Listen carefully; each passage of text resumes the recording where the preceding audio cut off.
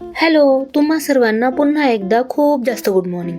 तर ज्वारी तर तशी स्वच्छच होती, पण म्हटलं दळायला देण्याआधी आपण एकदा बघून घेऊया. पण दळायला गेल्यानंतर कळलं की गिरणी बंद आहे, म्हणजे ती थोड्या वेळाने सुरू होणार होती. म्हटलं चला तोपर्यंत आपण मस्त नदीकडून एक चक्कर मारून येऊया. तर चक्कर मारून येईपर्यंत आपलं दळण पण दळून झालं. आणि आज मी बनवणार आहे पालकची दशमी. त्यासाठी मी आधी पालक निवडून घेतला आणि पालक सोबत थोडा शेपू पण आलेला होता, तर तो पण मी निवडून घेतला. मग पालक स्वच्छ धुवून बाजूला ठेवून दिला.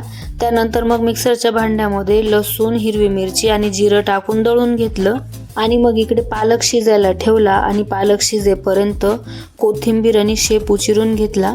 तोपर्यंत आपला पालक पण शिजलेला होता. मग मी तो एका चाळणीमध्ये टाकून त्यातलं पाणी काढून घेतलं आणि अजून त्यावर दुसरं गार पाणी टाकून तो धुवून घेतला. आणि इकडे मी घेतलेले आहे 4 प्रकारचे पीठ: गव्हाचं पीठ, ज्वारीचं पीठ, बाजरीचं पीठ आणि बेसन पीठ. आणि मग त्या पिठांमध्ये मी टाकला चिरलेला शेपू, कोथिंबीर आणि लसूण हिरव्या मिरचीची पेस्ट. आणि पालक थंड झाल्यानंतर तोही दळून घेतला. त्यानंतर मग मी गॅसवर एक पळी तेल तापवायला ठेवलं, कारण आपण दशमीमध्ये तेलाचं मोहन टाकणार आहोत.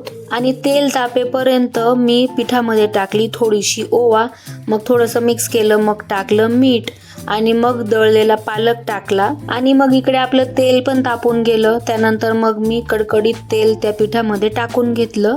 आणि तेल टाकून झाल्यानंतर ते पीठ चमच्याने व्यवस्थित मिक्स करून घेतलं. त्यानंतर मी केलं एक टिपिकल काम, जे मी नेहमी करते, मिक्सरच्या भांड्यामध्ये पाणी टाकून मग त्या पाण्याने पीठ भिजवलं. आणि हे पीठ भिजवताना एक गोष्ट लक्षात ठेवायची, आपल्याला पीठ जास्त पातळ नाही भिजवायचं आहे, थोडंसं घट्टच राहू द्यायचं, कारण की आपल्याला दशमी कुरकुरीत करायची आहे.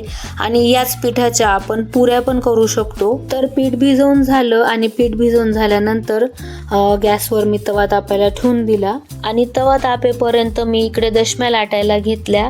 दशम्या आपल्याला पोळीसारख्या जाड करून लाटायच्या आहे.